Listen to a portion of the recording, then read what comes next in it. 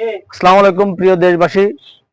আমরা এই আসছি চৌমনি পৌরসভার 1 নং ওয়ার্ড উত্তর নাজিরপুর গ্রামে, অর্থাৎ এটা খালপাড়ে এই বাড়িটি অবস্থিত।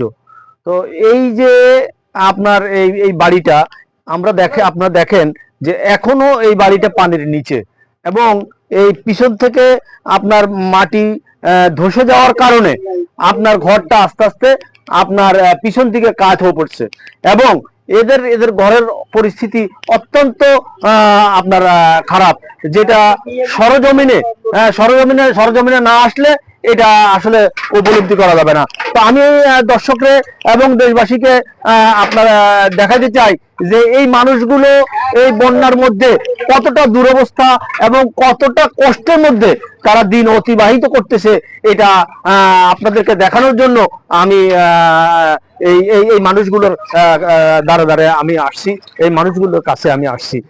তো এই যে আপনারা দেখেন এই ঘরটার কি অবস্থা, এই ঘরটার কি অবস্থা আসলে আপনারা দেখেন।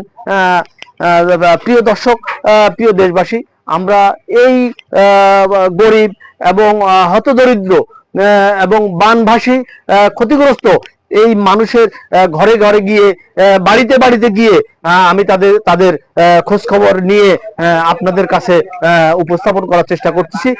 যদি কোনো সহৃদয়বান বিত্তশালী এবং অর্থশালী ব্যক্তিত্ব আপনারা এই মানুষগুলোর কষ্ট দেখে যদি তাদের পাশে এসে দাঁড়ান, তাহলে তারা কিছুটা হলেও উপকৃত হবে। আমি সরকারের কাছে, বিশেষ করে সরকারের কাছে উদাত্ত আহ্বান রেখে বলতে চাই যে এই বানভাসী এই ক্ষতিগ্রস্ত মানুষদের পাশে এসে তাদেরকে সহযোগিতার হাত বাড়ান। আপনাদের সহযোগিতায় তারা উপকৃত হবে। আমরা দেখতে পাচ্ছি এইখানে শুধু এই ঘরটি নয়, এই পাশে যতগুলো ঘর আছে প্রত্যেকটি ঘর আপনার ভেঙে পড়ছে।